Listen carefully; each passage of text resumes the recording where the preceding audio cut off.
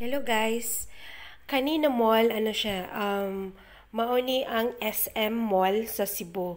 So dako kay siya nindot at may mga improvement na din sa mall na to kasi before when I was in Cebu like maybe around 14 years back, hindi siya ganito kalaki, hindi siya ganito kaganda, parang iba na ngayon. So, nagpunta kami dito. Sandali lang kasi gusto ng anak ko nga bumili ng backpack at saka water flask. So, ito yon lugar na to. So, nandito na siya. Ito yung paboritong lugar niya, yung talagang gusto niya mag-shopping. So, sinundan ko lang siya, hinayaan ko lang kung anong gusto niya, at saka nalito siya sa mga laruan. Kasi ang dami kasi, kapag madami na makikita siyang mga laruan, nakaka-confuse siya. So, hindi na niya alam kung anong kukunin niya. So, ayan. So, tinitingnan niya isa-isa.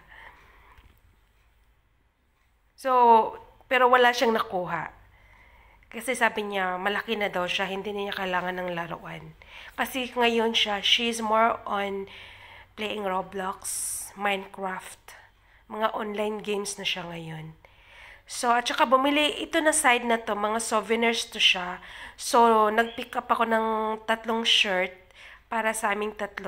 Kasi every islands na pinuntahan namin, kumukuha ko ng mga souvenirs.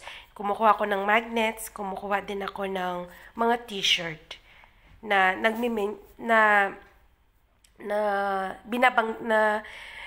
nakaprint yung lugar kung anong island ang pinuntahan namin. So, pagkatapos no, nagutom kami, so kumain kami sa Chinese restaurant. So, yan lang. So, salamat sa panonood hanggang sa muli. Ang hirap magtagalog. Bisaya kasi ako. Until then, see you next time. Bye-bye!